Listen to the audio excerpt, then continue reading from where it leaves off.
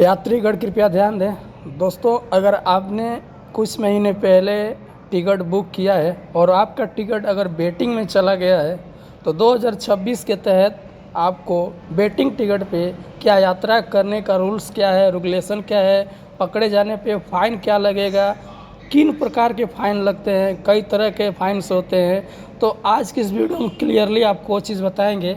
देखें, यहाँ पे भारतीय रेलवे की तरफ से कुछ अपडेट बताया गया है कि आपके पास वेटिंग टिकट है तो आप कैसे यात्रा कर सकते हैं और कैसे नहीं यात्रा कर सकते हैं।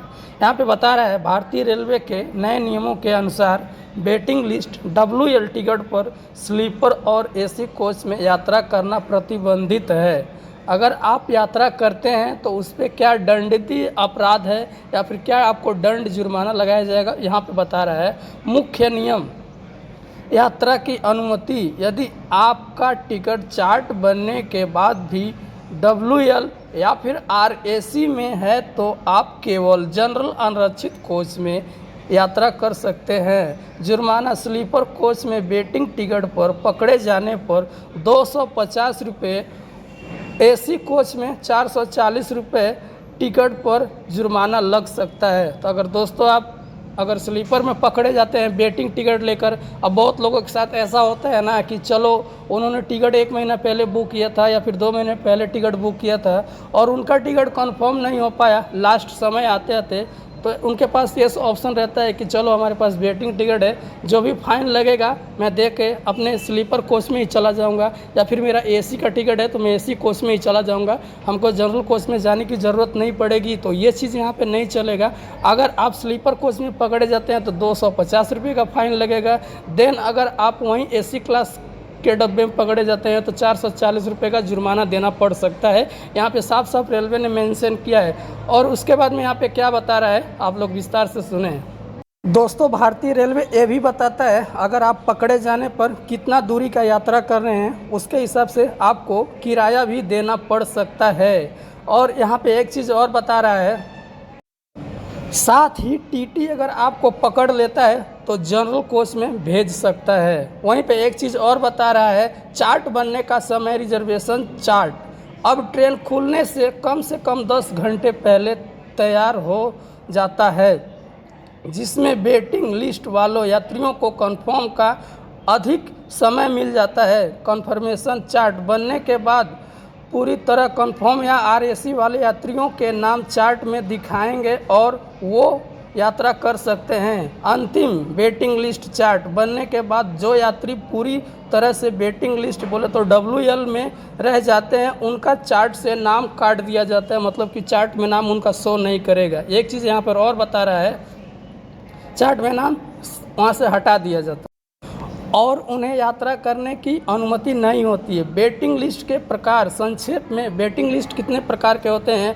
तो एक GNWL आ रहा है, जैसे कि आप स्क्रीन पे देख पा रहे हैं, GNWL, PQWL, RLWL या फिर TQWL, RQWL, SSWL, LDWL जैसी कई तरह की वेटिंग लिस्ट होती हैं जिनमें से कन्फर्मेशन की संभावना अलग अलग होती है। रद्दीकरण और रिफंड: चार्ट बनने से पहले वेटिंग टिकट रद्द करने पर 60 रुपये का GST का शुल्क काटकर रिफंड मिल जाता है। जैसे किसी भाई का टिकट कंफर्म नहीं हुआ, अगर वो अपने टिकट को कैंसिल करना चाहते हैं तो उनके टिकट जो भी उनका पैसा लगा होगा, फॉर एग्जांपल समझिए अगर आपका स्लीपर का टिकट है तो उनमें 400 या फिर 500 या फिर 700 रुपये लगेंगे। एग्जाम्पल मैं 700 रुपये ले रहा हूँ, अगर आपके 700 रुपये लगे हैं तो उनमें से समझिए कि 60 रुपये GST काट के सरकार ले लेगा। अब जो पैसा आपके बचेगा वो आपके अकाउंट में 3 दिन के अंदर आ जाएगा। यहाँ पे ये चीज़ बता रहा है। उसके नीचे हम देखते हैं क्या बता रहा है भारतीय रेलवे। IRCT से संबंधित जानकारी: टिकट रद्दीकरण चार्ट बनने तक आप IRCTC वेबसाइट या IRCTC की ऐप के माध्यम से रद्द कर सकते हैं। यहाँ पर यह भी चीज़ बता दिया है। दोस्तों, सुनिश्चित करें कि आपकी वेटिंग लिस्ट वाली टिकट कंफर्म हो जाए या फिर केवल जनरल कोच में यात्रा करें, अन्यथा आपको भारी जुर्माना और सुविधा का सामना करना पड़ सकता है। तो दोस्तों आई होप कि आज का हमारा वीडियो में सब चीज़ समझ गए होंगे। जैसे कि आपके पास वेटिंग टिकट है, आप चाहते हैं कि मैं उसी वेटिंग टिकट पे यात्रा करूं, तो उसके लिए आपको भारी जुर्माना देना पड़ सकता है। उसके बाद में आप कहां से और कहां तक जाना चाहते हैं उसके हिसाब से, दूरी के हिसाब से आपको किराया भी देना पड़ सकता है। ये चीज़ बता रहे हैं। तो दोस्तों अगर आप भी एक वेटिंग टिकट लेके ट्रेन में करने वाले हैं यात्रा, तो ऐसा गलती नहीं करिएगा। आप जनरल कोच में ही जाकर यात्रा करें। जाहिर सी बात है उस टिकट को कैंसिल कर दें, आपके पास पूरा टाइम रहता है। कैंसिल करने के बाद आप एक जनरल टिकट लें और जनरल कोच में यात्रा करें। आपका पैसा भी बचेगा और आप कोई भी आपको समस्या नहीं होगी। तो दोस्तों आई होप कि आज का हमारा वीडियो आपको इन्फॉर्मेटिव लगा है। वीडियो पसंद आए तो लाइक करें, चैनल पर नहीं तो सब्सक्राइब करें। फिर मिलते हैं किसी और वीडियो में, तब तक के लिए जय हिंद, जय वंदे मातरम। Thank you.